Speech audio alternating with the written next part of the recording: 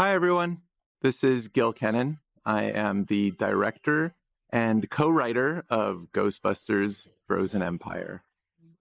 Thanks for joining me as I watch the film and talk a little bit about the process of dreaming it up, writing it with my creative collaborator, Jason Reitman, and bringing the film to life with an incredible team of artists, craftspeople, and telling this story for all of you to enjoy. And right off the bat, you'll hear a musical cue. That sound there was created on a Yamaha DX7 synthesizer, one of the original instruments that was brought out by Elmer Bernstein in his original score for the 1984 film. And that sound you just heard was performed by his son, Peter Bernstein, who served as orchestrator on the first film and as musical consultant on this one. I talked through the Robert Frost poem, but it was a poem that perfectly encapsulated both the apocalyptic themes that every good Ghostbusters story should have, and also gives a tease to some of the forces of good and evil that come to play in this story. And taking a departure from normal Ghostbusters storytelling forms, we decided to set this film in New York City's past, in 1904 to be precise, and here in this Manhattan Adventure Society where there is a horrific event taking place behind closed doors. This setting and the room specifically that these poor firefighters are about to enter was inspired by my wedding venue. This was a direct inspiration from an incredible place in New York called the Explorers Club on the Upper East Side, where I married my wife Eliza way back while I was making Monster House, and that room was filled with artifacts that gentlemen explorers had sort of brought back from around the world. In its inception, it was a men's-only explorers club. Now it's co-ed and does great work at actually democratizing exploration around the world.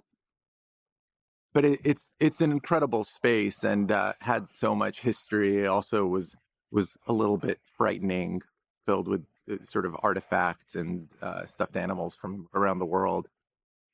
And so seemed like a really cool place to start a story that was going to bring back an artifact from the old world and tell a little bit of its story as it makes its way into modern New York City and unleashes a reign of terror.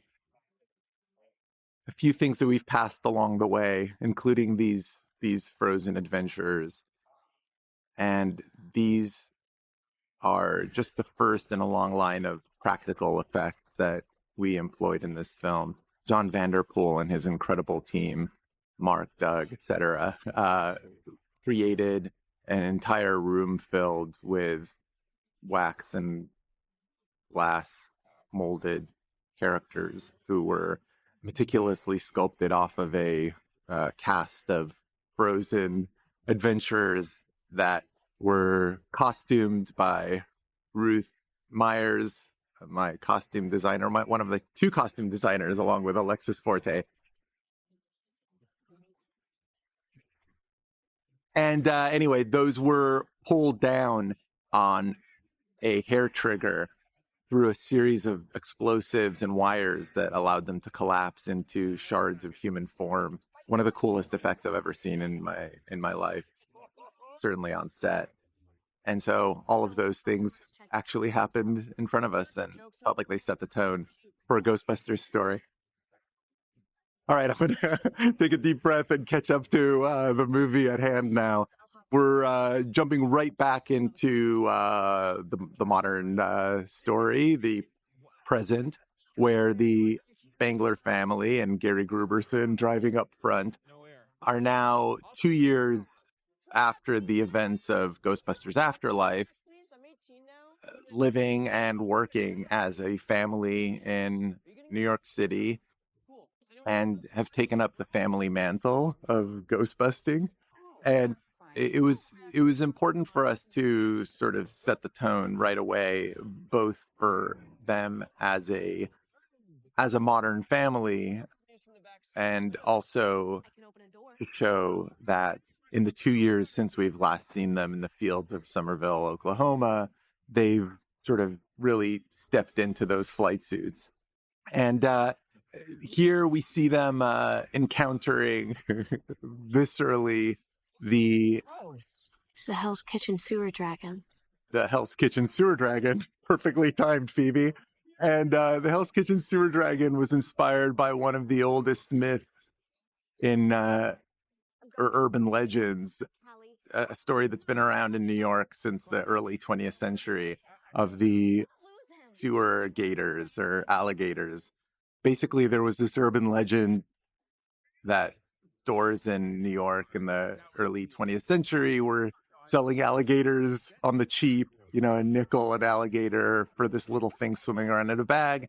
And kids brought them home. And then as they started to grow larger than whatever aquarium they had, they would flush them down the toilet. And the urban legend was that these alligators continued to grow and haunt the city from beneath the streets in the vast sewer system of New York. And so this was the kind of natural Ghostbusters extension of that same idea, but in a ghostly, haunting form. In pursuit. The other thing that inspired this sequence was a few years ago in New York, there was a spate of sewer cover explosions. Pressure would build up under the city, and the sewer covers would just go popping up into the air. It was kind of dangerous. I mean, I happened to be in New York having dinner a couple of blocks away from one in the Lower East Side when it went off, and it sounded like a bomb blast. And these things would just shoot up. It's no joke. It's like 300-pound iron covers. Maybe 300 is an exaggeration, but somewhere between 0 and 300. And they would come crashing down. So that also felt like a kind of visceral way to feel the threat of a ghostly specter that was terrorizing the city.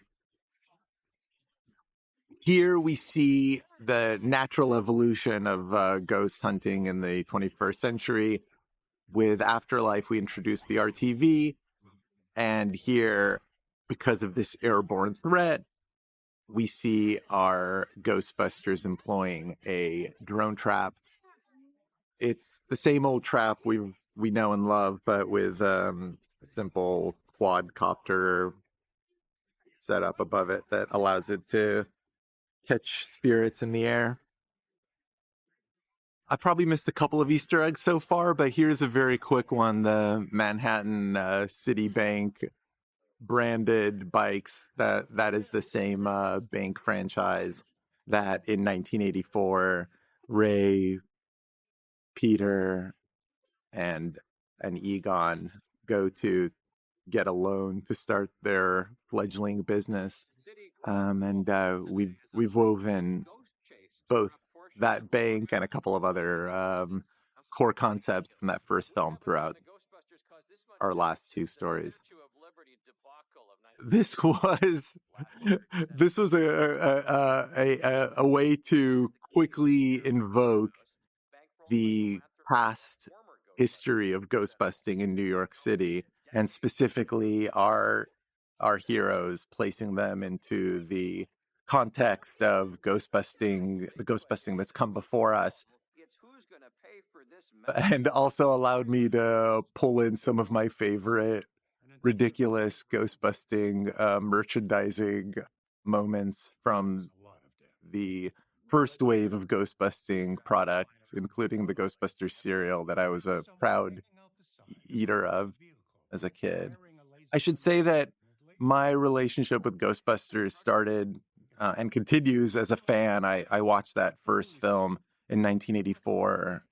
I was 7 years old. My dad took me to see it at the Chinese Theater in Hollywood, and it was a gateway threshold movie going experience for me. And I'm sitting now talking about this film that I've directed as a direct line and consequence from that viewing, which changed my life. And speaking of 1984, here we have William Atherton, who played EPA stooge Walter Peck in that first film, and through a cruel twist of fate and politics has now ascended to the lofty perch of Mayor Peck, the mayor of the city. Just the guy you don't want in the mayor's chair if you're trying to restart a ghostbusting franchise in Manhattan. To our list of violations. Very.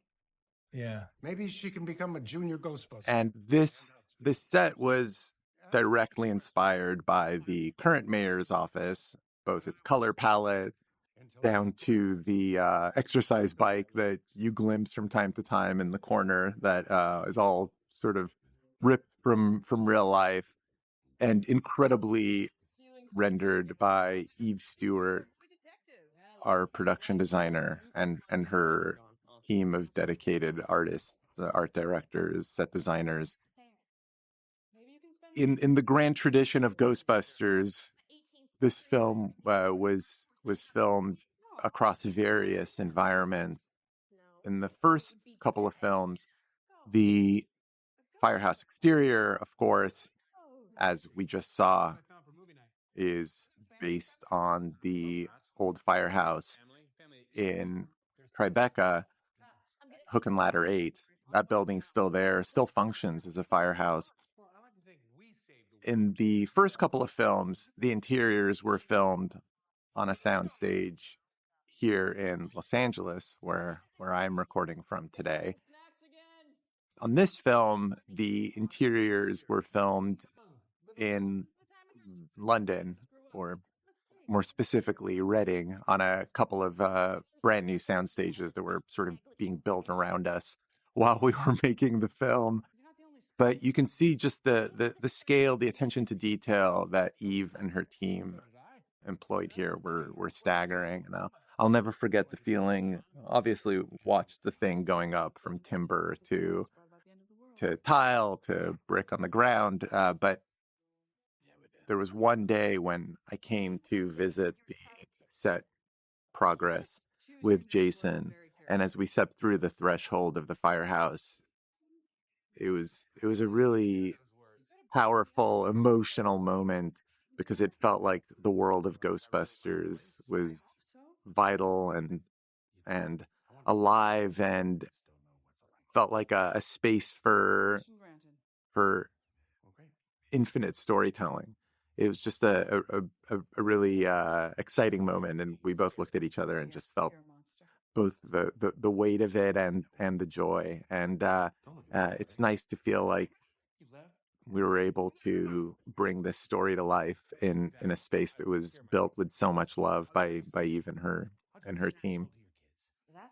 This basement set and the containment unit obviously glimpsed and played an important role in the first film, but we never quite saw the full scale of the room. So we had about half of it that we were able to kind of extrapolate. And we used original set drawings for everything. So the materials, the proportions were all exact to what had been built by Ivan Reitman and his team, including John DeCure, who was the production designer of the first film. And as an interesting historical footnote, John DeCure, when he first came out to Hollywood, painted a mural in a house that he was staying in to pay for his room and board. And I happened to live in that very house and have done so for almost 20 years. So it felt really nice to be in dialogue with his designs, his sets, through the making of my own Ghostbusters film. So now we boldly step forward into the current whereabouts of Ray Stantz and podcast, played by Logan Kim. Obviously, Ray played by Dan Aykroyd. Here, we wanted to introduce a new concept in the supernatural storytelling of Ghostbusters, and that was the idea of haunted object. Simply, it's the idea that a spirit can inhabit an inanimate object, almost like a ghost trap. I guess Ray's saying it with even more grace in the film as I'm stumbling through my explanation of it. But it was nice to be able to conceive of a show that Ray could have with podcast. It was a playful, shorthanded way to allow them to give us this important concept in the film. And it also allowed for Dan to begin to give a sort of life to Ray that helped to fill in the blanks of some of the years that we've been away from his character. Oh, put it downstairs. Here, I'll show you. So, you're like sleeping down here? And we're about to come down into an environment we've never glimpsed before in these stories, the basement to raise a cult. This was a set that I could have spent weeks in. It was filled by our set decorator with extraordinary objects. I'll try to point some of them out as we pass them. Somewhere over Phoebe's shoulder, there is a squirrel in a Ghostbusters flight suit, like a stuffed squirrel. But there, up on the windowsill, to the right, top right of the screen, is a two-headed raccoon that she found somewhere, and I just hope it's glimpsed long enough on screen for it to be recognized for the horror that it is. What are you doing? It's a nightmare. Speaking of horror, there is a resurgence of mini puffs, as podcast explains. Ray smuggled some back from Somerville, and they seem to be multiplying. Podcast thinks that they're mating. I wanted this gag of a mini puff having his arm ground off. It was inspired by some of the pencil sharpeners I remember as a kid that were as vicious as they were useful. That's odd. You the weird guy who buys strange old things? And now we introduce one of our new characters in this story, Nadim, played by Kumail Nanjiani. Kumail was part of Jason and I's creative process from the very beginning of this film.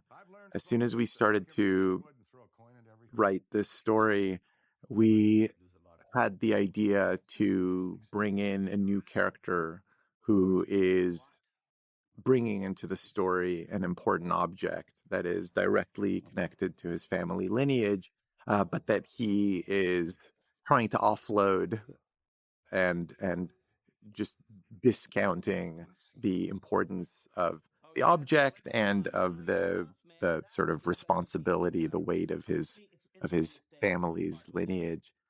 And through the course of this story, he'll learn both the central role that his family plays in the balance of good and evil in our world, but also that there are incredible powers that he has should he choose to employ them. Anyway, the conversations with Kumail started very early on. He and his wife, Emily, both brilliant writers in their own right, joined us for a series of conversations about this character, about our story. And so this role was very much custom built and written for Kumail from the ground up.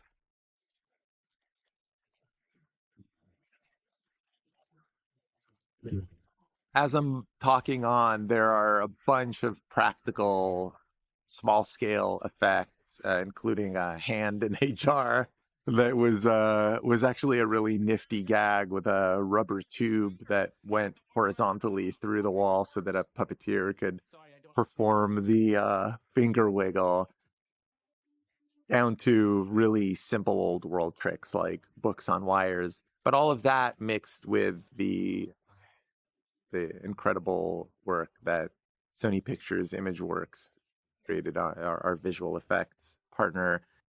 That mixture of kind of old world and new world technique is very much in the DNA of Ghostbusters. I mean, right from Ivan's first film, there was the mixture of really elegant, cool, tactile work done by Boss Films, Richard Edlund's company, like puppet work, obviously Slimer, the library ghost, mixed with, at the time, cutting edge visual effects work done by Industrial Light and Magic, some of the big matte painting work and compositing work.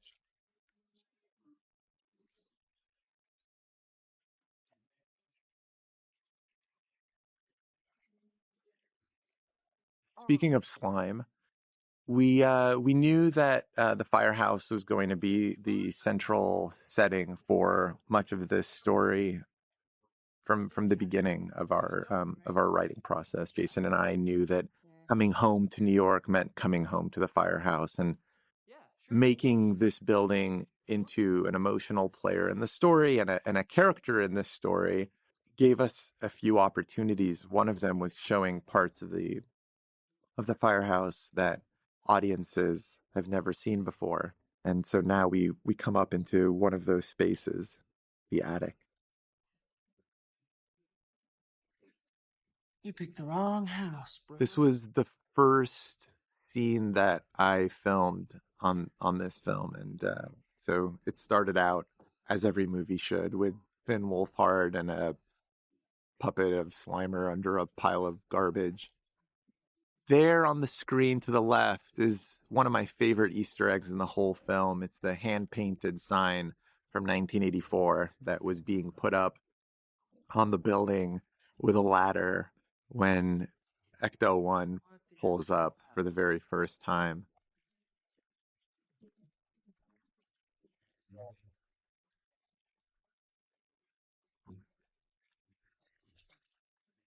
This was a sort of attempt to create the natural habitat of one of our most beloved legacy characters in Ghostbusters, character who has been hibernating for a little while.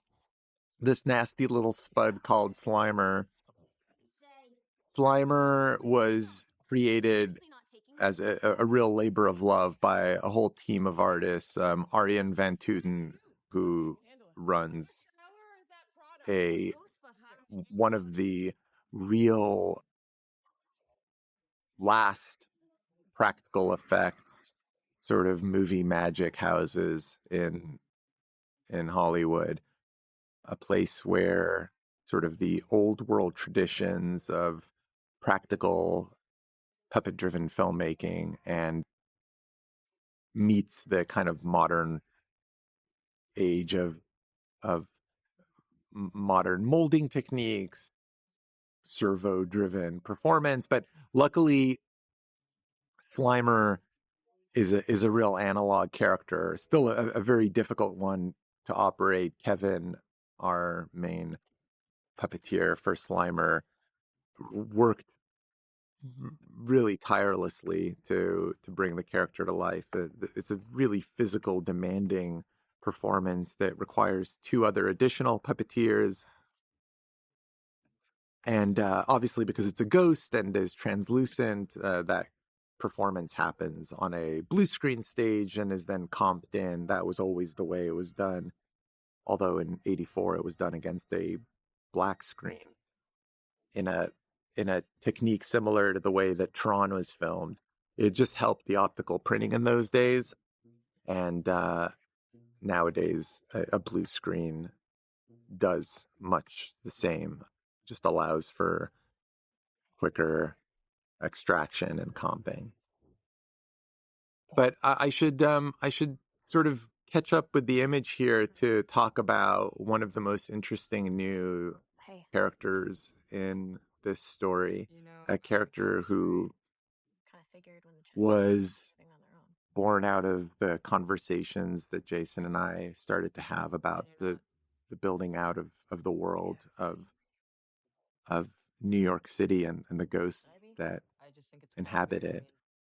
We wanted to create a character for Phoebe to meet and strike a friendship with, a character who was sort of stuck in purgatory, has been a ghost for much longer than she was ever living. And that is the character of Melody, played by Emily Lind. And can't remember where Melody's backstory first came from, but I know that Jason and I quickly arrived at the idea that Melody was carrying these sort of perpetual flames that mark the way that her human life ended and sort of define her in her spirit form now. And it was important both that those flames kind of define her ghostly form, but also that just as she is as kind of stylized and carries this really strong visual imprint, that she is a grounded modern character, almost like she's street smart, which means that she's observant. She picks up modern slang, modern sarcasm. She's not sort of frozen in aspic, and that all of that was part of the original concept for the character. Of course, chess was Phoebe's way of communicating with Egon Spengler in the Afterlife film, and that's the same chess set that she used in Oklahoma. She's brought it with her to the firehouse. Now we're meeting another new character, and the character is Lars Pinfield, played by James Acaster, a brilliant British actor and comedian. I guess before this film, comedian, now actor and comedian. This is James's first film performance. Although he'll be the first to tell you that he played a mouse in a Cinderella film at some point. But James is a comedian that both Jason and I are huge fans of. We've both seen him do his stand-up in England, and he impressed both of us with his razor wit. Felt like a natural fit for a Ghostbusters story.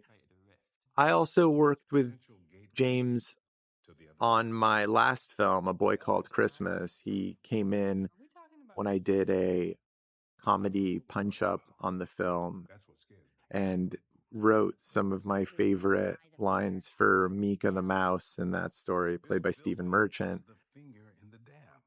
So that's a long way to say that we were huge fans of James's, and we're really excited to be able to bring him into this story. Definitely had him as a voice prototype in mind when we were writing Lars. But in classic Ghostbusters tradition, a lot of the flavor and comic stylings of the performance were brought in by the actor himself. Once upon a time, this was a Triborough aquarium. Most recently, it's been... So now we get to introduce another new concept in this story. This is a quick aside. The building that we just passed was the Lions public pool facility in Staten Island. And this interior, which was built by Eve and filmed in England, was sort of inspired by the streamlined, modern kind of WPA style of that exterior, but obviously reimagined as a former Staten Island aquarium, not one that ever actually existed, but one that felt like it could easily exist within the realities of the city. And of course, you all know Lars, our resident parapet. And this was an incredible set to get to tell a story on. It was purpose designed and built for our film. It was so richly detailed that it just gave, for myself, for Eric Steelberg, our cinematographer, so many opportunities for lighting and storytelling. I really loved working on this on this set. And here we get to see one of our other new concepts in this story. This is the ionic separator, vaguely inspired by the basic logic of the teleportation device in The Fly. Although here the goal is much more straightforward in the ghostbusting terms. It's about a way to extract a spirit from an object. Again, one of those new core concepts that we were writing into this story, and to allow that ghost to then be trapped using the traditional tools, proton streams and a trap. That idea of, it's almost this exquisite corpse idea of taking that original ghost trap and finding new applications for it, whether it's the RTV or the drone or this new containment tank. It feels like a cool way as a writer to be able to take a simple original idea and build it out into the future. I love that moment between Dan and Paul Rudd. It was one of those natural on-set interactions that just kind of happened in a Ghostbusters way. Oh, I should talk about the orb for a second, because we're about to get into Ghostapalooza in a second. This orb, it was really important to me that it was not something that was computer designed, done too perfectly. And so Eve actually found an orb artist in rural England who came in, and I got to direct her.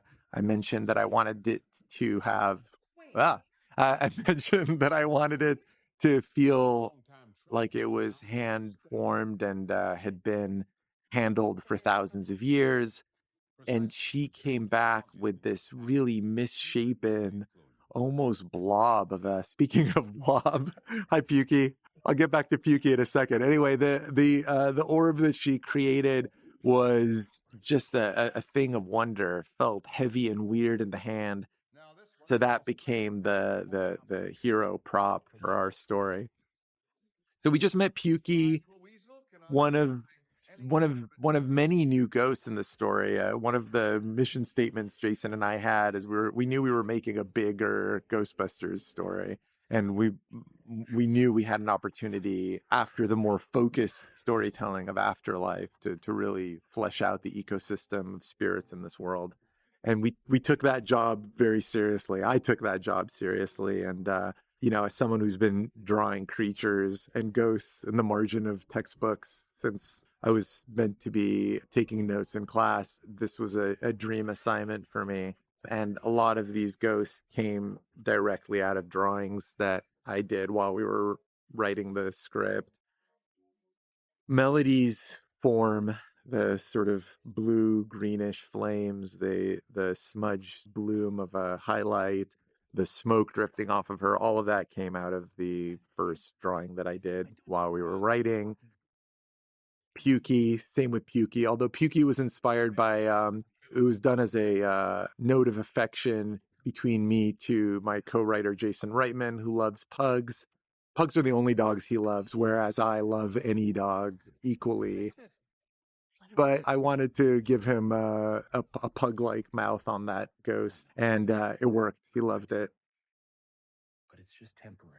And time. So as we encounter spirits in this story, I'll try to, in real time, conjure up the core concepts behind the design, the main one being Garaka. And when we get to Garaka, I'll talk a little bit more about the mythology and the kind of core visual building blocks of bringing a new Ghostbusters villain to life on the screen. I'm just realizing, as you are, that I've been talking nonstop since the movie started. And if you guys are okay with that, I'll just keep doing the same.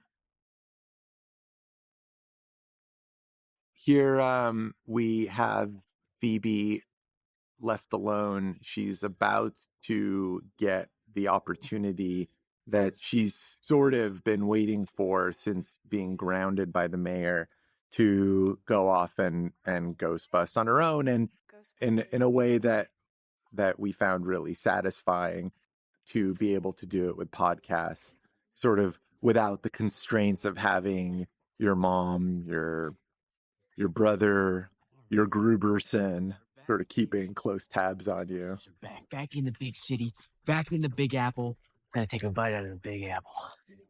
Phoebe podcast and Phoebe can't keep us apart. Dynamic duo. What are we catching tonight? This doll, this creepy, wiggly-eyed doll. I'd written this haunted doll into the script and kept looking at dolls that props were offering up, and none of them felt right. And then my wife and I were walking near our house in Hampstead in London, and there's an antique shop on the Flask Walk there that always has weird stuff, and just happened to have two of the creepiest baby dolls I've ever seen in my life. And my wife, who begrudgingly supports my my interests in creepy objects, sort of gently pointed over in the direction of these monstrous objects, and I immediately ran over and plucked them. So that's not a movie made prop. That's a one of one weird Victorian doll with the most unholy eyes you will ever hope to encounter. It's sitting in my office right now, staring at me, judging me. And it felt like a sort of natural fit into this story filled with strange objects. Here we are with Celeste O'Connor's Lucky and James Acaster's Lars Pinfield in the lab at night.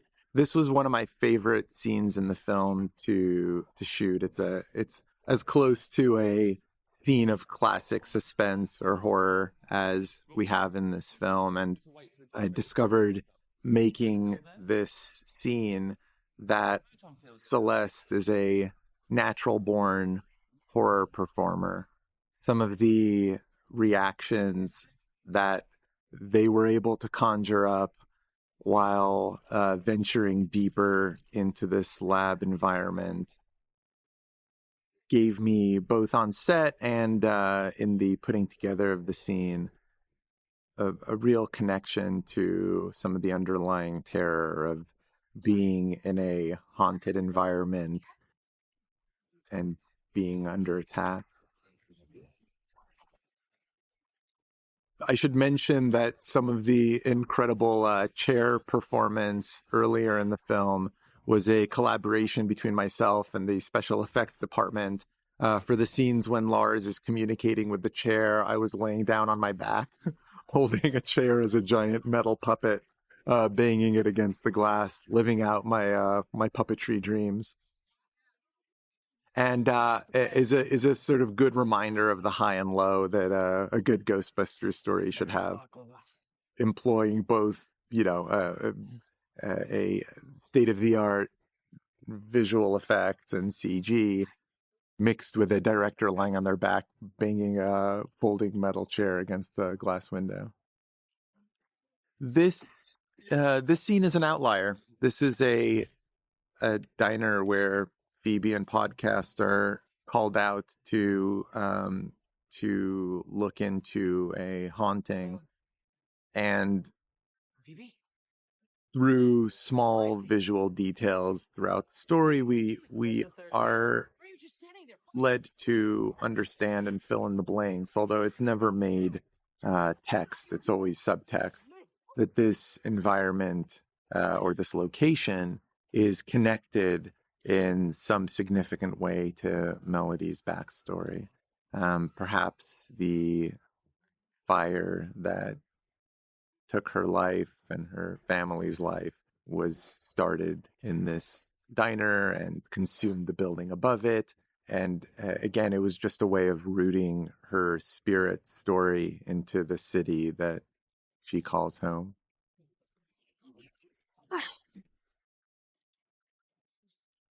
Speaking of home, this is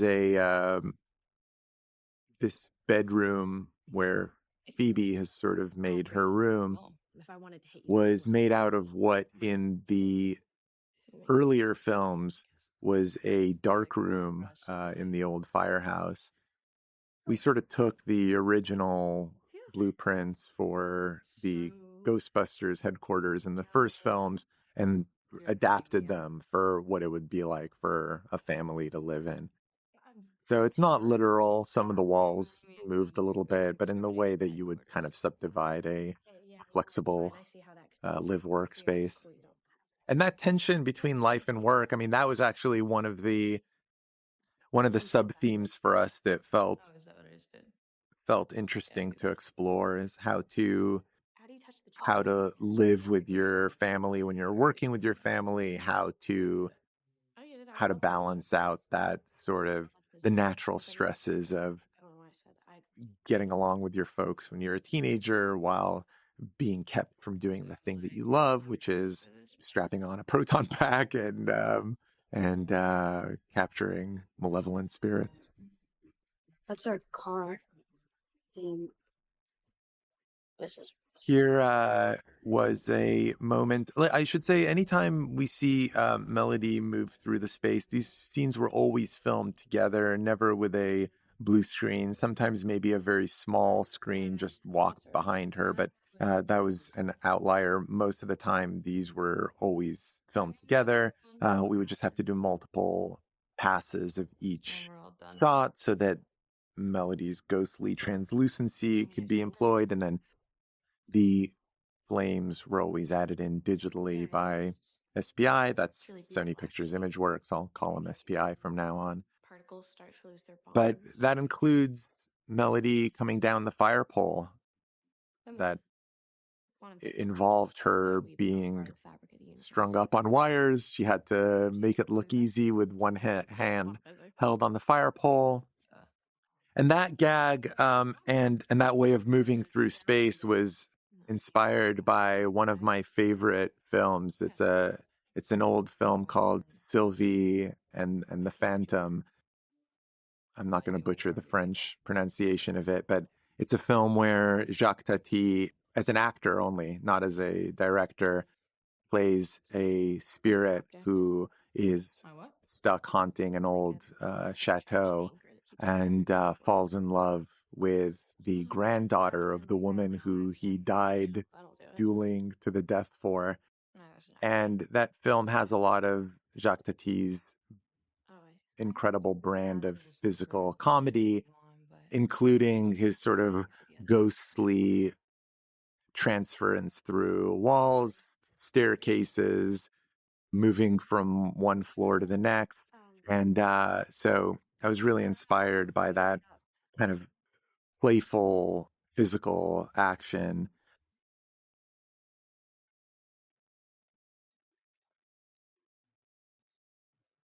Another thing that inspired me about that film was its score. And I played it both for Emily, who performed Melody, and for Dario Marinelli, who I've taken too long to invoke in this film. Dario is the composer of Ghostbusters Frozen Empire. And this is our second collaboration. We worked together on my last film, A Boy Called Christmas. And Dario created an absolutely incredible suite of music for this film that is both directly in conversation with Elmer Bernstein's original score. It's kind of playful lyricism.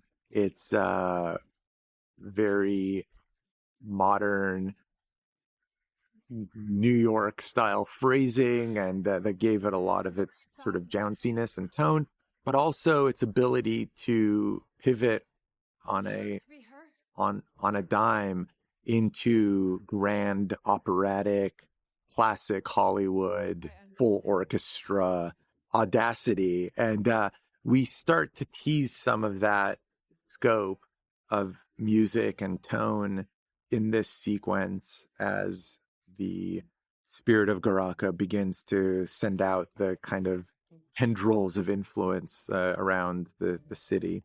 But hold that thought, that comes into play a lot more later in the film as Garaka begins to turn the wheels on his grand plans for global domination. Come on out.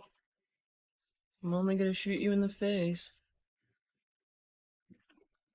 Come on.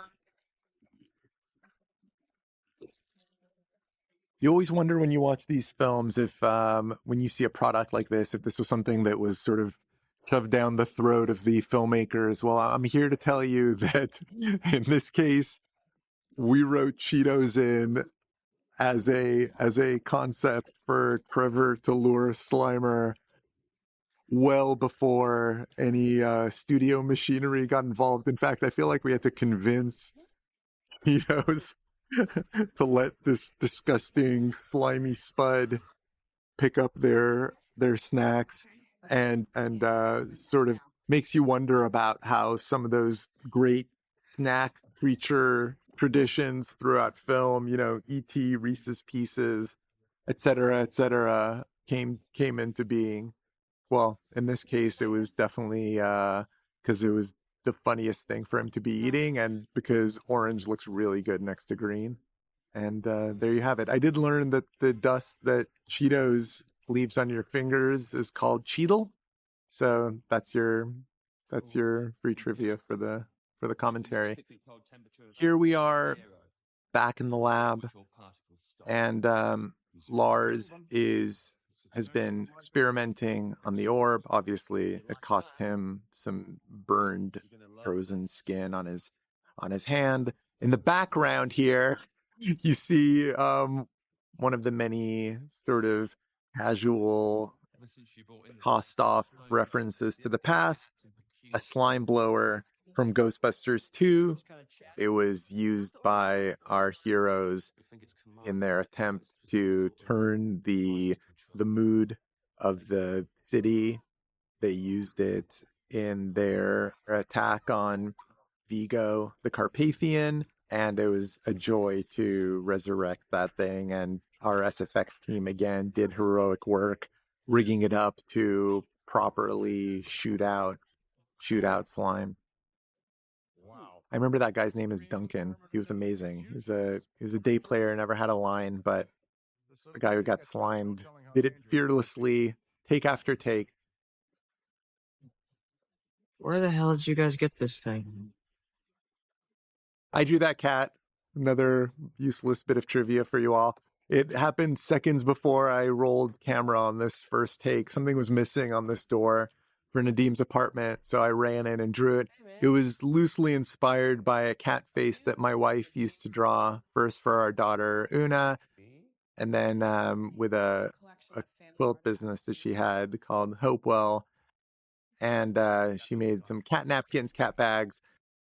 I ran up and quickly drew that before we shot. And here we see Nadim's apartment. Okay, another little bit of useless trivia. The game that Nadim is playing on his TV there is a modern sort of PS5 version of a video game that I first invoked in my first film, Monster House, called Thou Art Dead. In that film, it's played in an arcade by John Heater's character, Skull. And I thought it'd be funny to have Nadim playing the latest sort of next-gen version of that same game. See our warrior, his battle axe, burning skulls. In Monster House, my storyboard artist, Simeon Wilkins, was absolutely pivotal in the designing out of that world. So shout out to Simeon. Look how far those flaming skulls have come. Whoa. Somebody pointed out to me recently that all of my films have secret rooms. I didn't know what to do with that information other than sort of acknowledge it, silently nod my head. But I guess add this to the long list of secret rooms in, I don't know what that says about my childhood. Except for that when I was 6, some neighborhood kids tricked me into walking into a dark corridor and they locked me into a garbage room for an hour. I was banging for help. So maybe it's all me working out the core trauma of being shoved into that room. Anyway, back to the movie. This was one of the, after we filmed the attic and the Slimer scenes, this was the second set that we filmed. Really exciting way to start the telling of this story, actually.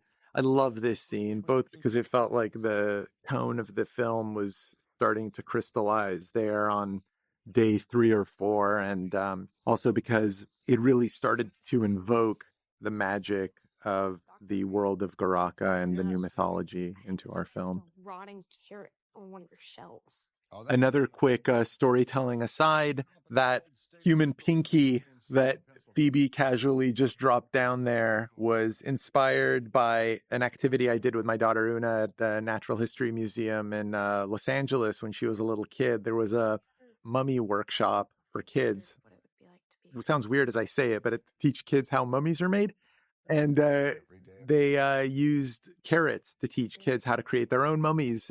And my daughter brought hers home, a carrot wrapped in foil, and proceeded to lose it immediately. And I found it like 2 years later on a bookshelf and opened it. It was the nastiest, most slimy, crooked little black piece of organic matter. So that was the rotting carrot to human pinky connection.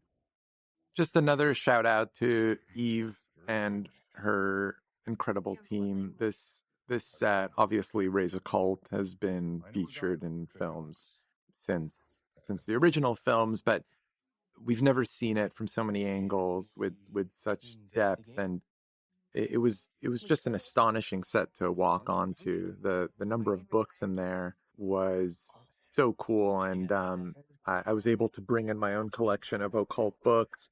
Some of them are proudly featured behind Ray there. All right, so now we get to the good stuff.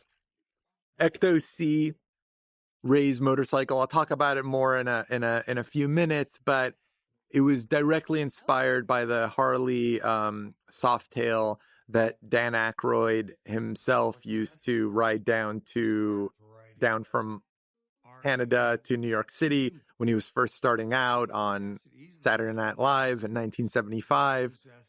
There's a story about him riding into Rockefeller Center wearing full black leather chaps, unironically. And that's just one of the many, many reasons that I love Dan Aykroyd. Just a true original character. I'll come back to the motorcycle in a bit. I don't want to allow this first Peter Venkman scene to pass without expressing my incredible joy at being able to work with Bill Murray for the second time in my life. Our first collaboration was way back in 2008. We filmed in 2007 in Belfast, a film of mine called City of Ember. And Bill, working with him both times is an unforgettable experience. This scene, which was filmed over the course of about half a day, was one of those scenes where you just sit back and look at the monitor and you can't believe your luck at allowing two great comic minds to go toe to toe with each other. Bringing this scene to life was one of those moments where you realize when you're sitting behind the camera that you're in a room, a small room, closed off to the world with two of the great comedians we have, Bill Murray and Kumail Nanjiani, and allowing them to go toe to toe. It's one of those scenes that Ghostbusters films were made for. And shout out to Kumail for withstanding the barrage of rubber floppy stunt pens and being able to invoke the passion, the energy, the excitement that his character Nadim needs to be taken on in order to tap into his innate fire manipulating properties.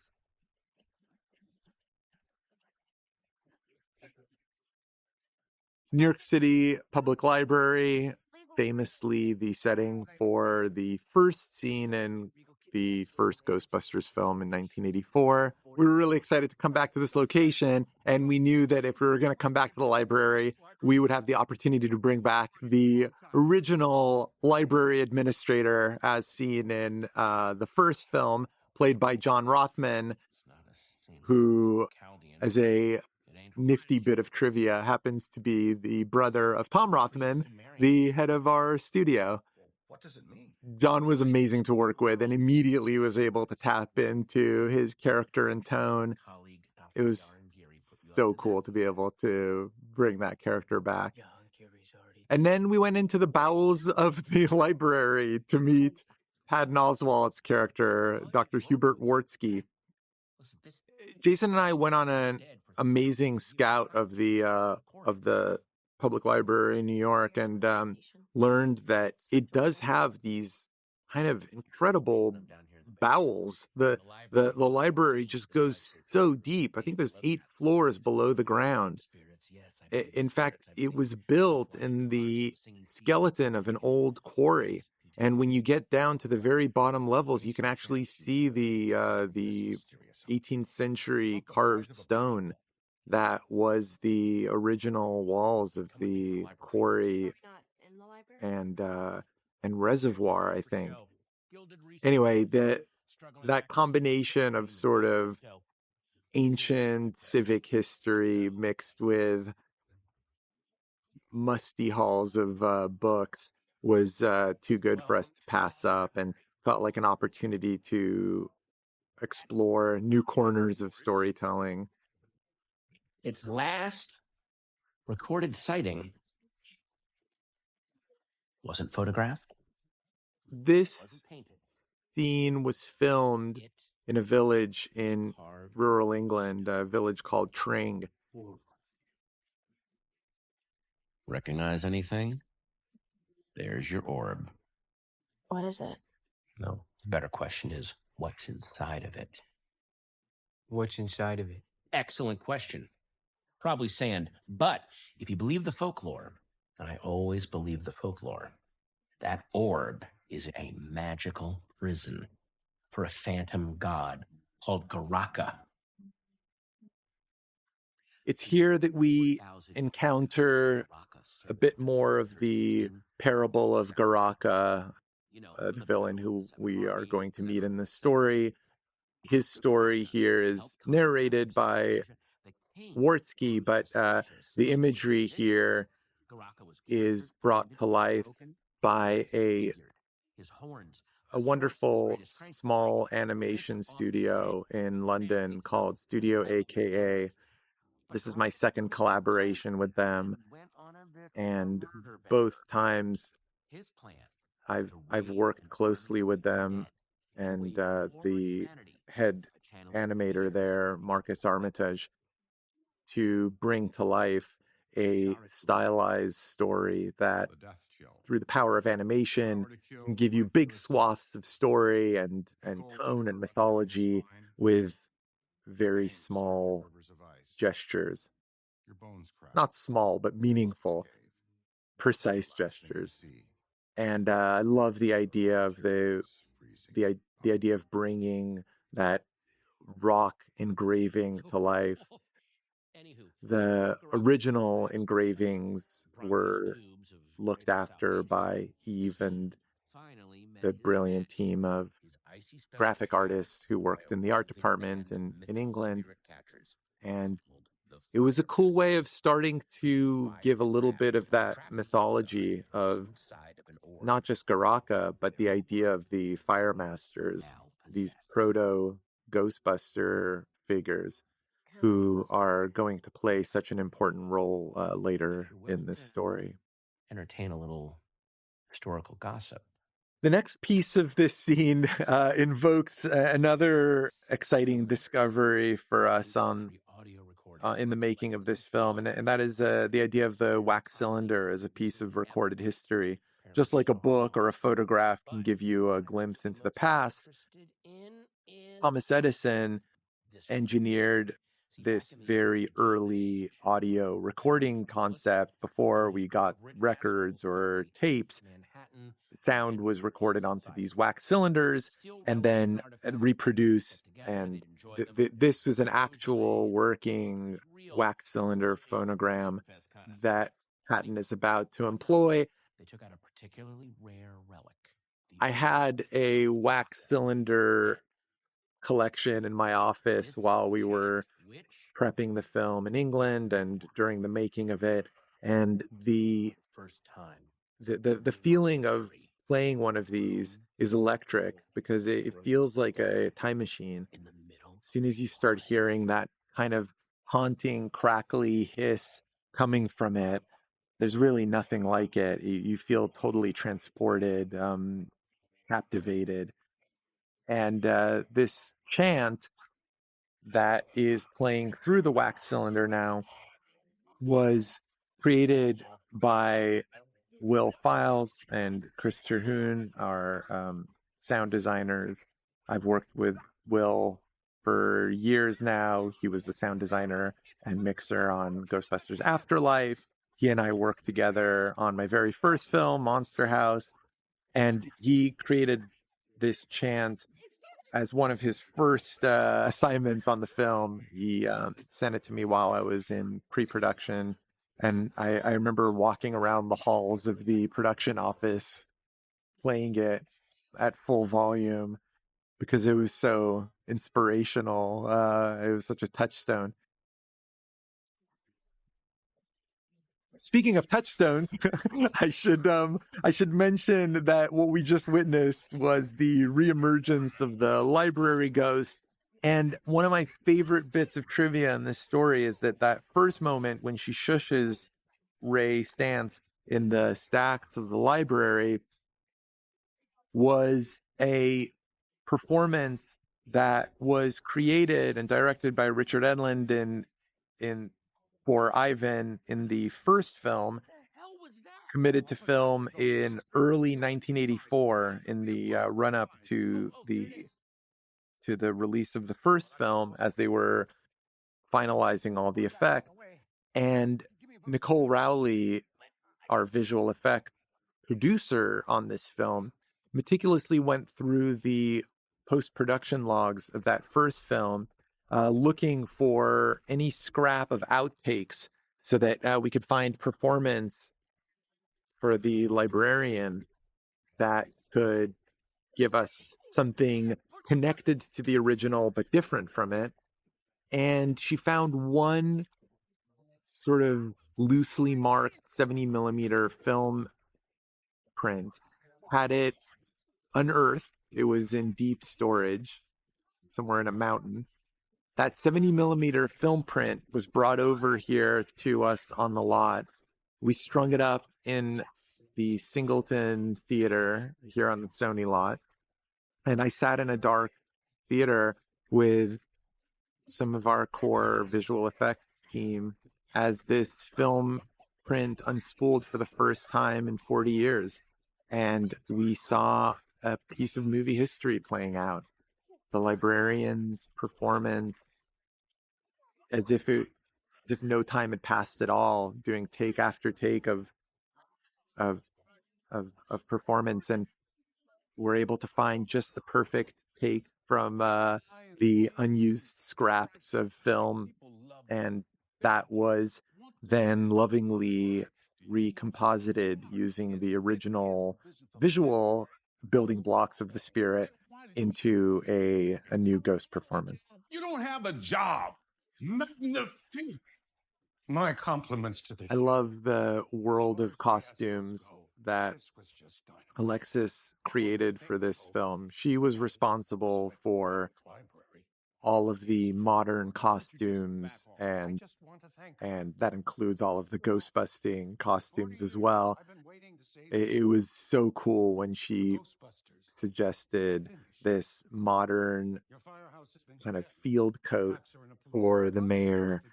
Obviously, up until now, he had been wearing that kind of iconic three-piece suit with vest, which felt very Peck. But seeing him in that field coat really cemented the idea of him as a modern mayor for the city, and it was a really cool moment. We filmed that in a high rise in central London. It was a building that used to be the headquarters for the London Underground, and randomly gave us one corner of a floor where we could film at this police station. Can we just get to the part where you ground me and move on? Oh, you're not grounded. Just a shout out to the incredible cast in this film. I feel like I haven't really spoken about the true heroes of this film. McKenna Grace, who for the second time brought Phoebe Spangler to life with so much grace, so much inner life, intelligence, is the real backbone of these stories. And her maturity, her professionalism is really what makes these films tick, what makes them possible. And Carrie Coon, Paul Rudd, it was a real gift as a director to be able to work with the cast that Jason put together for Afterlife. I feel really grateful that I was able to step into this world of characters, and obviously picking up from the casting that Ivan made in 1984, the combination, this Reitman family business that I was able to find myself in the middle of is such a gift as a filmmaker and Ghostbusters fan. So yeah, just a moment of gratitude for that.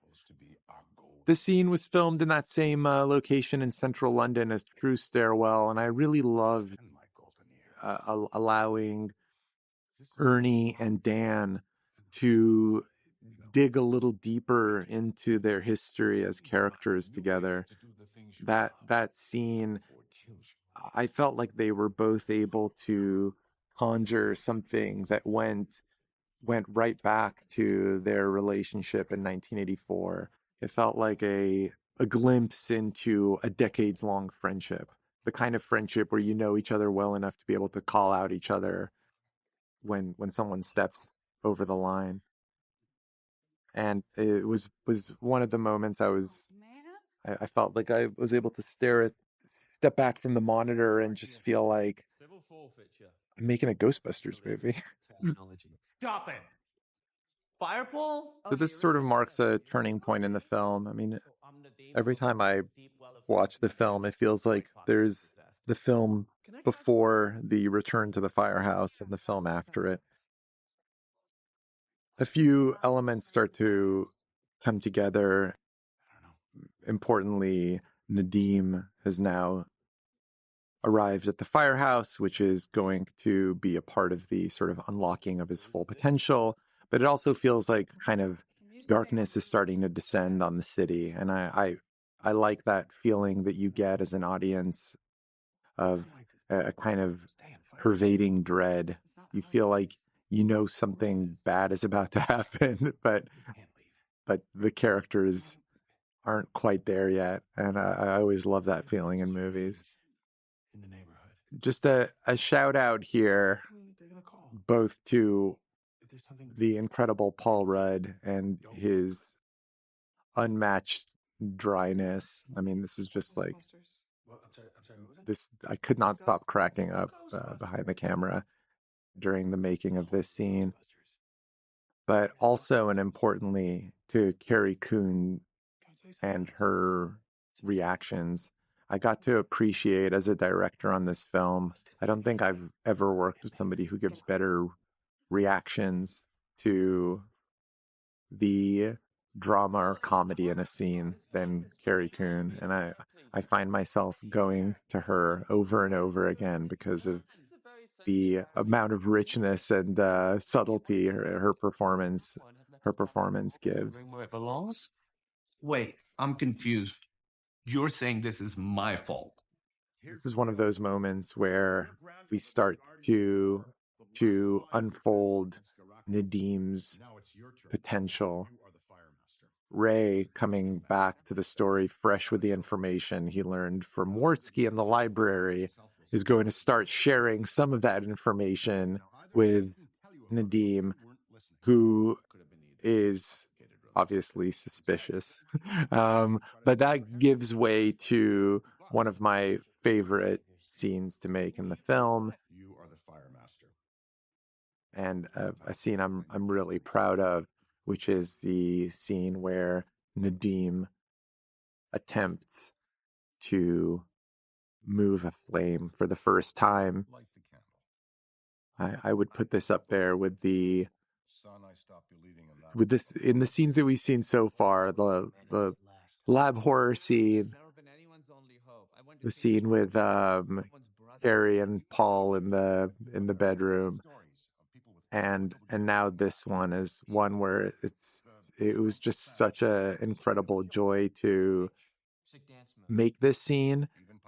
I remember the level of precision, commitment that Kumail brought both to his character and to this really pivotal scene. This is a turning point for him as a character, going from a sort of mere mortal into somebody who, in this moment that's on screen right now, learns that he has an extraordinary ability. And there was this feeling in the air on the set, like we were tapping into something in his character. I love it for a few reasons. One of the great joys I had on this film is learning the amazing ability of Dan Aykroyd to conjure tone and a kind of depth of storytelling into his performance. I love the enthusiasm he has in his eyes when he's invoking some ancient lore.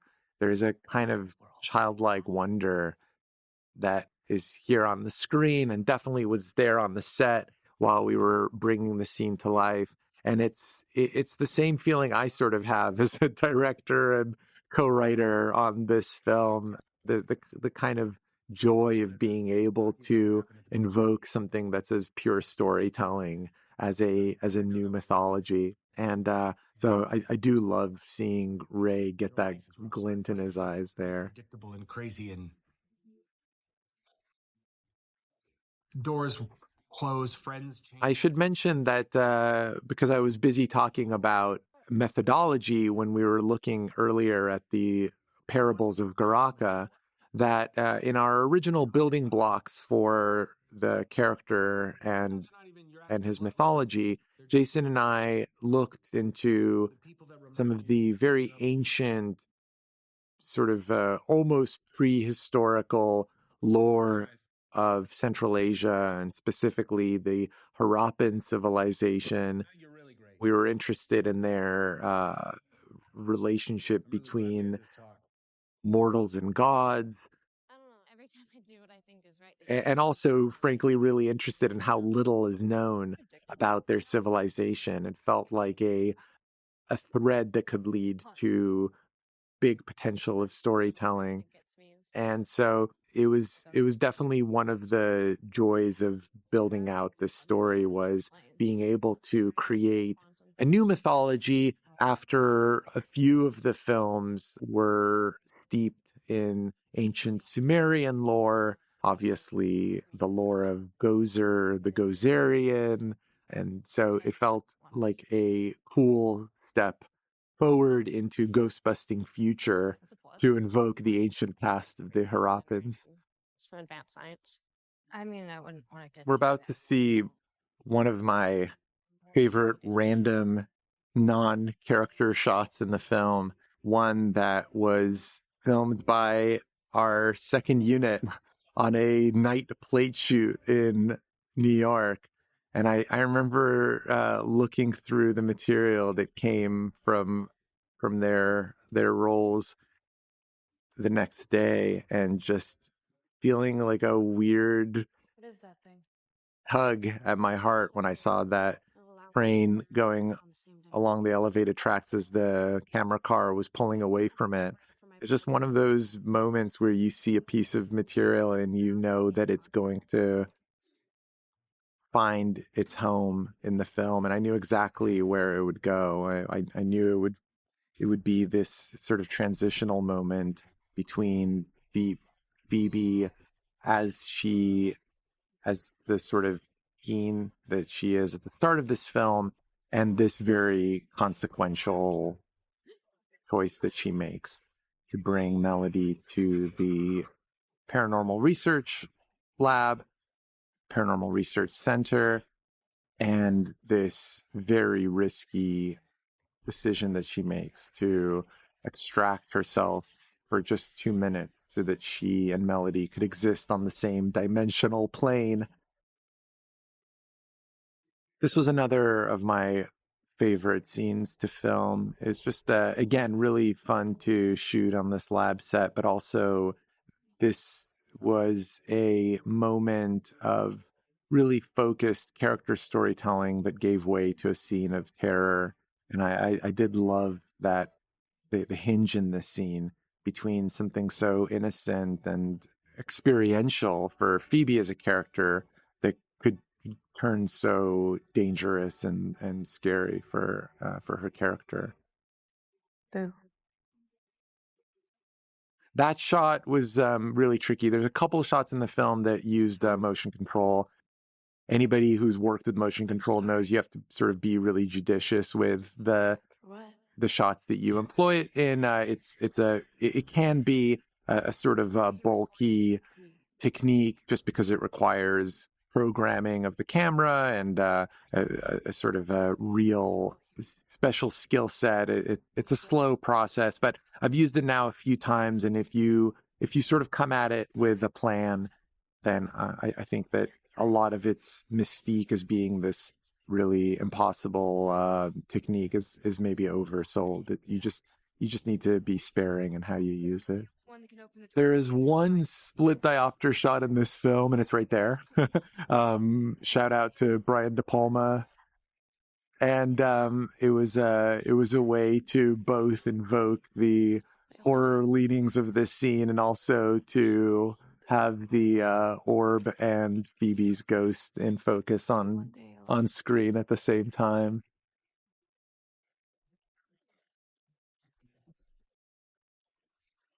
And this scene in the background, there's a few times in the film where, in addition to Dario's symphonic score, we have the sounds of an analog synthesizer, sometimes played by myself, sometimes by Will Files, always used as a sort of sound element rather than a musical one, but worked really well, dovetailing to create a mood. Our mixing stage for this film looked like a Emerson, Lake and Palmer recording studio or something. There was a entire bank of classic vintage analog synthesizers that lined every corner of the room, and we used them both as a way to explore, experiment, find sounds, and create moods for the film, and also to remain sane while creating a very difficult, detailed mix for this film over 3 weeks. Well, while I've been talking about synthesizers, Garaka's decided to join the chat. So this is our first glimpse at the new villain for our film, Garaka, this ancient god with a grievance who has been trying to find a way out of that brass orb for thousands of years, since being placed there by the proto-Ghostbusters, the Fire Masters. There we see him making his triumphant return to the mortal plane and employing, for the first time, his weapon of choice, the death chill. Her spirit separated from her body. The idea of this frozen New York and a ghost that could freeze us through fear was one of the early building blocks of this story. Jason and I used to call the first film Afterlife Proton Summer, and before we ever called it Rest City and then Afterlife, and this film we called sort of Nuclear Winter before we called it Firehouse, and then Frozen Empire. And so it was an image that we both got excited about, of the Ghostbusters having to navigate frozen Manhattan streets while trying to confront the most dangerous antagonist in a Ghostbusters film yet. And it was a core image. It was one that came in our first chats while we were writing. And when Jason and I write, it's like 60% sitting down with some sort of writing implement in front of us, either a tablet or a computer or something. And then 40% us going for walks, talking about ideas. And that balance between the two is part of the what makes us tick as co-writers. We always know when the right moment is to put the pen down and to go out for a walk. Usually it's when we're either turning over an idea, when we've gotten up to a point and we have to create a sort of solve a critical problem. And those walks are really important to our process. A lot of our best ideas have come during those walks, and then we get excited about getting back to sit down and actually commit those ideas to paper in one way or another. This scene was a real labor of love. It was shot on location in Coney Island, overseen by Jeffrey Bowman, my visual effects supervisor, and a brilliant team of artists who and actors who were able to invoke some classic big screen catastrophe filmmaking. There's moments of Jaws in there. There are moments of any number of movies where a big city, whether it's New York or LA, gets into the crosshairs of a natural disaster that's about to destroy it. The joy in this story is that we know that natural disaster is actually an unnatural disaster.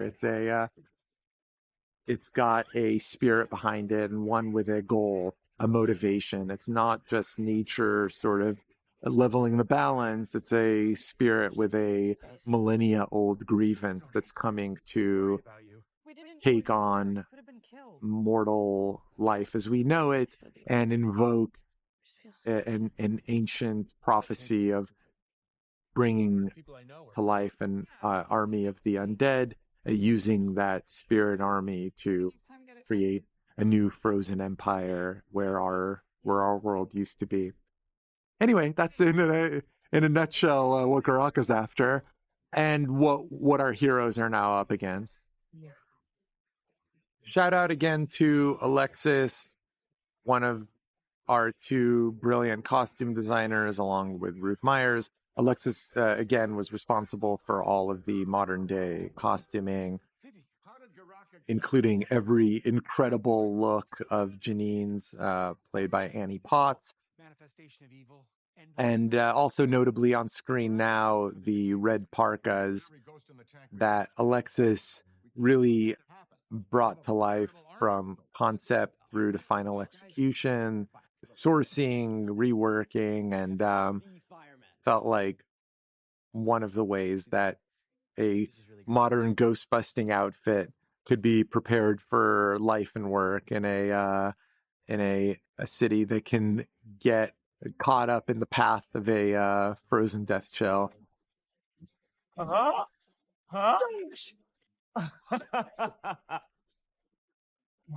Right. Right. Where are our proton packs?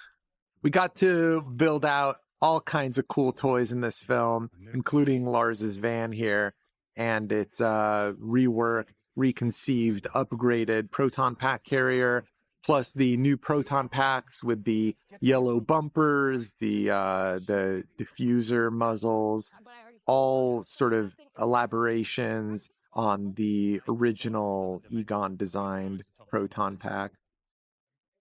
Some of Egon's original designs for the proton pack are actually in that book of blueprints that Ray is looking at for some clue about how to confront Garaka in this battle that we all know is coming. But Phoebe is able to sort of invoke some of what she learned in the parables of Garaka in the library. This idea of retrofitting, reworking her core original pack using some molten brass, because brass was one of the materials with unique metallurgical properties that the ancient Ghostbusters used in order to trap Garaka. That is the Hammer of Truth that Logan's character podcast invoked way back when in Repossessed, the television program that he and Ray put up. He's brought that tool with him to the firehouse. Maybe one day podcast will get to our proton pack, but that day's not here yet. So he's bringing a hammer to a ghost fight. It's so cool to get to make a suiting up montage with our Ghostbusters, new and original. One of the first scouts that I did of the actual firehouse location in Manhattan involved climbing up on the roof. I went up there with Eve on our second scout, and we started taking pictures and imagining setting a scene up there. It felt like a real sort of classic Siege moment of peering out over the top of the building and looking out for where the thread of spirits would come from. And that moment found itself directly into the film in this scene with Lucky and Trevor. This was an idea that came about early in the filming, and I asked Bill what kind of spirit, no pun intended, Bankman would have hidden in 1989, and without missing a beat, he said, "Apple brandy." So there you go. Apple brandy hidden in the walls of the old electronical components of the firehouse. Oh, and this tricycle, the vehicle that the possessor spirit, who I haven't talked enough about yet, but I'll get my chance, arrives to the firehouse in and through a sort of Trojan horse of an arrival, is a reference to, well, every horror film ever made, including the Saw films, Jigsaw's Bike, obviously The Shining, but also to the first scene of Monster House. The little girl in that film rides a tricycle up to the house, and Old Man Nevercracker comes and takes it apart. We use the same sounds of the tricycle that Will Files has had on a hard drive since that film to bring the tricycle to life here. One of the many joys of having sort of lifelong collaborations with artists. It means that you can invoke sounds and concepts from early collaborations, and they know just what you're looking for.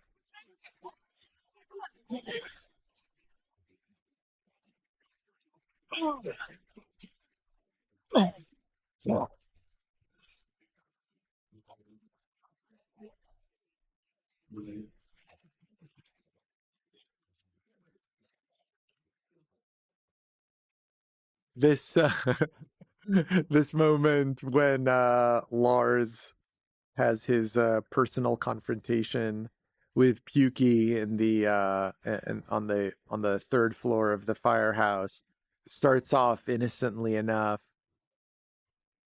and builds to a crescendo as Pukey lets out a stream of puke.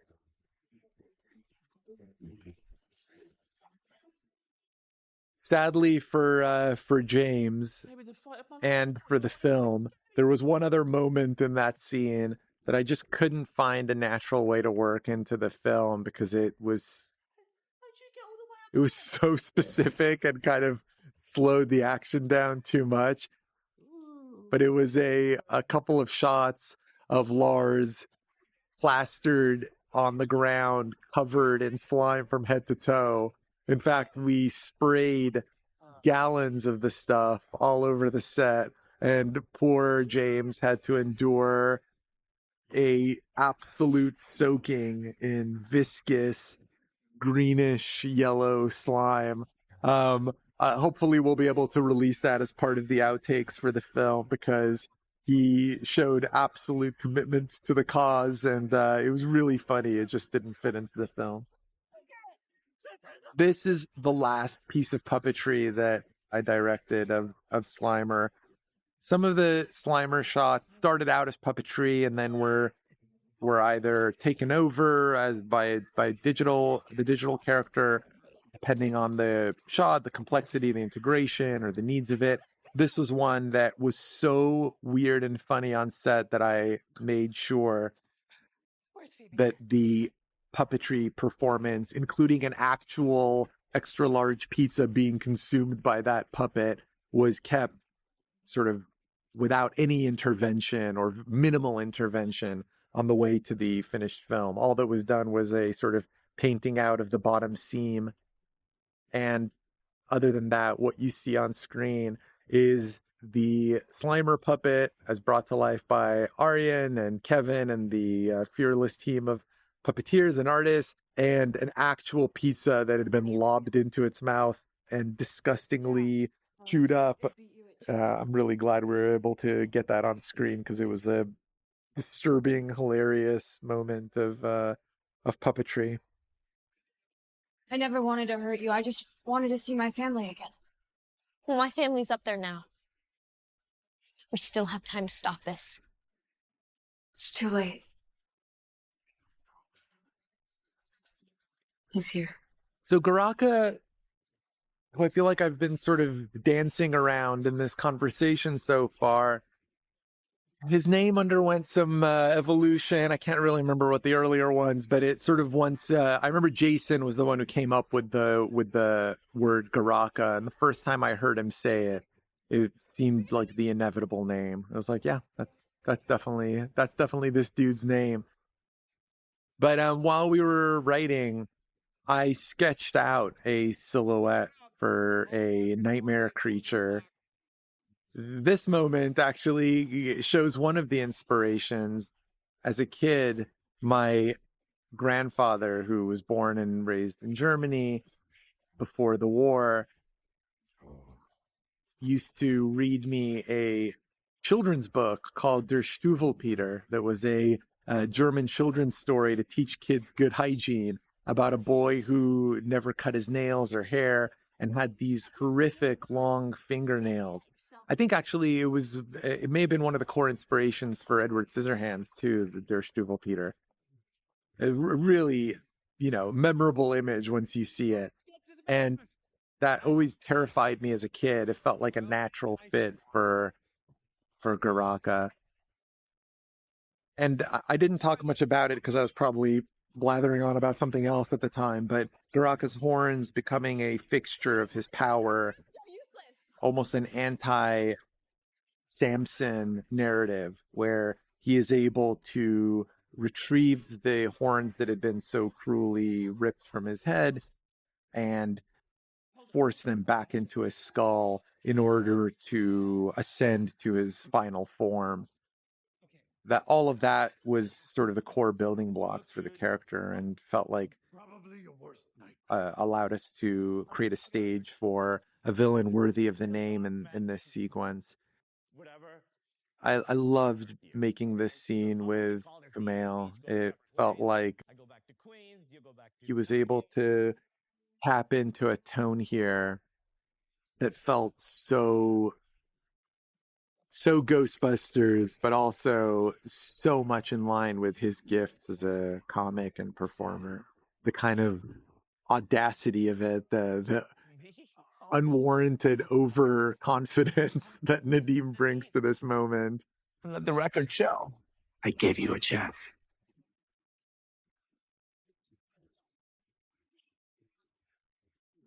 Dude, did you use all the lighter? And this line that Ray and Venkman are about to share. Does anyone have a lighter? I quit smoking in the 90s. Proud of you then, proud of you now. That is a nod to the incredibly over-the-top level of unnecessary cigarette smoking in the first Ghostbusters film. When you watch that film, you almost can't believe how they find ways to light up cigarettes in scenes that otherwise would have no need for them. They're smoking and lighting up in the basement around the containment unit. They're smoking in cars. They're smoking in offices, on the street. It's just incredible. That movie was just absolutely chocked to the brim with cigarette smoking. So I felt like it had to be commented on by our heroes. So here Garaka is able to begin to play out one of the central cogs in his plan for freezing out our world, ending life as we know it, and bringing about a sort of second age of the spirits. This is, for all intents and purposes, another cross rip, like the one that affected New York in 1984, but this time with the added terror of the deep freeze, the sort of flash freeze that consumes the city. And unlike the first cross rip, this one is busting open a containment unit with 40 years worth of spirits that have been pent up. And so the stakes are high, and as we see, much of our band of heroes are incapacitated by Garaka's flash freezing. So it's up to Phoebe to do what she does best and save the world. It was really cool to envision Phoebe's reworked proton pack. We knew as we were conceiving this that there was this was sort of picking up the mantle of that kind of garage tech of Ghostbusters, which has always been part of the DNA of the films. This idea that you can sort of create these tools, assuming you have access to a small nuclear reactor in your garage using household or at least lab found objects. And very much in the spirit of that is Phoebe's pack, which was reworked by her earlier in the story. That was another practical on-set prop that John Vanderpool and his team created. We had about 60 seconds worth of spark per take, and then it had to be recharged. But it was super cool. It made this really intense clickety-clackety sound, almost like the biggest sparkler you've ever heard. And some of that sound is worked into the finished mix.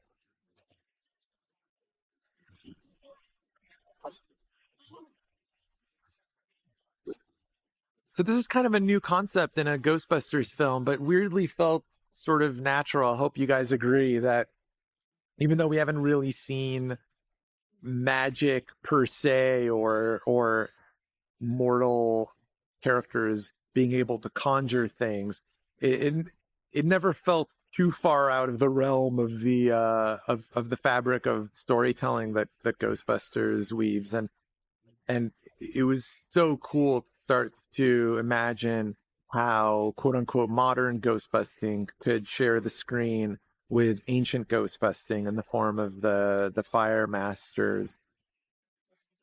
And in this moment, we're able to really see the two families being connected by ghostbusting, the Spanglers and Gary Gruberson, and Nadim sort of in conversation with his ancestors, a conversation he's been sort of rejecting and avoiding for much of his life.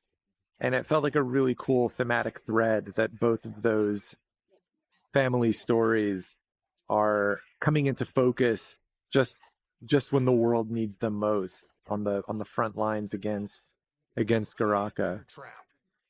He's right there. Galactus let all the spirits out. Peter, do you know what this means? You know what we could do? And I spoke earlier about the importance of the firehouse as a character and a thematic bulwark to the idea of permanence of the past not being trampled on the path to the future. And here you see our original Ghostbusters realizing that they can use this much derided old kit, the old containment unit that's been on the fritz this whole story, as their only chance to stop Garaka and his traps. We've seen modern traps fail against Garaka twice now. And so, of course, it's Ray who has the idea to use this old containment unit as a giant trap. And here we see them reverse the entropy field, in effect, turning this giant metal tank into a subterranean and very powerful ghost trap that is going to capture and trap Garaka. Love that nail clip. Ranks up there with his horn plunge into a skull as my favorite monster moments in this film. I knew you had one more dance in you. This moment, which I love so much, gave way on set to a natural performance of She's a Brick House by our original Ghostbusters, led by Bill. And I hope I can release that sequence of them singing as part of the outtakes in the film, because it was such a cool, natural ghostbusting moment, but in the service of tone and storytelling, had to stay out of the film. Especially because we knew we were going to be coming up here for a more plaintive moment as Phoebe's time with Melody comes to an end. Melody, of course, having found her true purpose through using her last misspent match to help somebody else live a life, and that for her created the opportunity to finally move forward.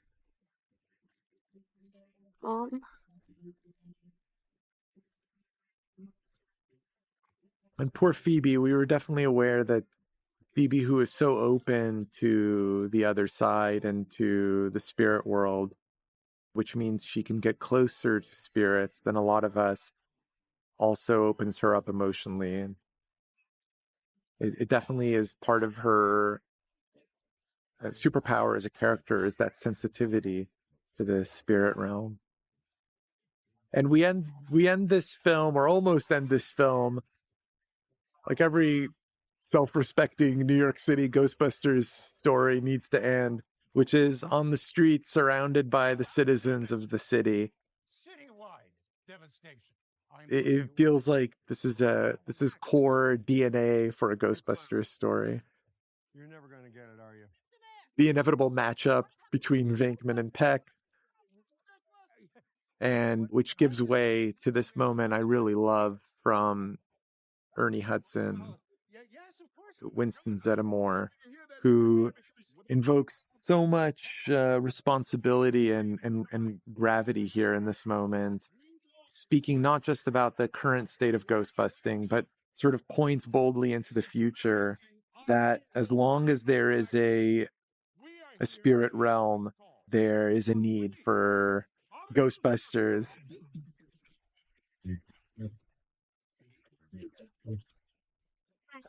Um, that seemed perfectly timed for Ray Parker Jr. to take over for me. It showed tremendous restraint to withhold that theme song until this moment in the film. But there you have it. And there you see the last remnant of poor James Acaster's dunking in slime. So it wasn't all for nothing. He got to he got to share it on the screen a little bit. And a few storylines are wrapped up here. Gary Grooverson finding his home with the Spanglers as part of this family, but also Trevor, who's had a sort of a backseat love affair with Ecto-1 in this. That sounded weird, but you know what I mean. with the car, and he's finally getting the keys. Felt like a fitting way to close out this chapter is with our family back in the saddle and with a city full of ghosts. And just a shout out to Ivan Reitman, without whom none of these stories could be told. I had the great pleasure of knowing Ivan first as my best friend's dad and a movie hero of mine, then as a producer for my screenplay with Jason of Afterlife, and then at the very start of this project as the producer to whom we told our first telling of the Frozen Empire story to. And Ivan sadly passed away just as we were beginning to write the screenplay for this film.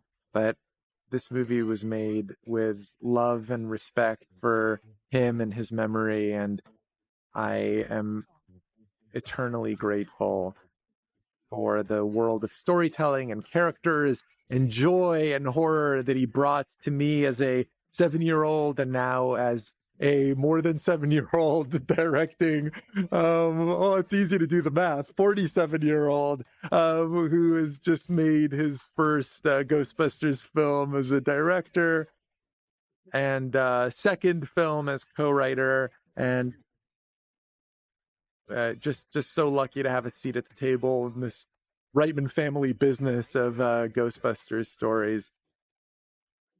Quick shout out to Filmograph, who shot real titles using old world techniques, actually printed out these titles and froze them and rolled film to capture these. So this is sort of harkening back to the old analog traditions of the way film titles used to be shot.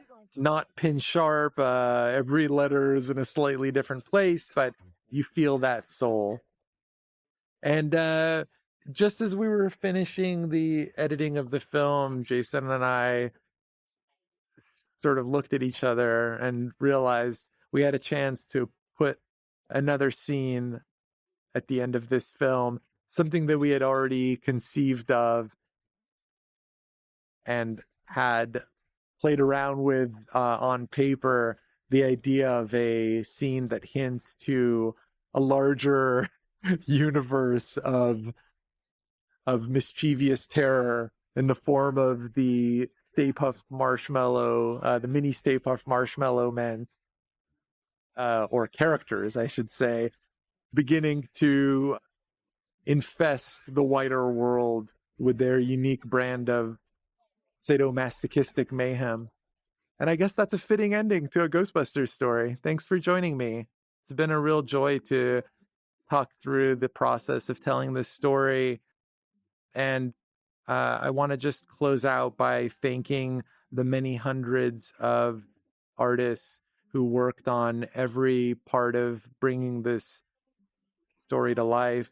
There's nothing like the unique brand of love for the characters and the tone of Ghostbusters to bring out the best in a group of film artists. And the same goes for our community of fans. I know because I've been one since I first saw a Ghostbusters film in a theater as a kid, and got to meet the Ghostbusters community on the Afterlife World Tour. There's nothing like an audience full of Ghostbusters. We're a unique brand of film fans, and I just want to shout out to all of you for making all of these films possible. Hope you enjoyed the ride. See you next time. Bye.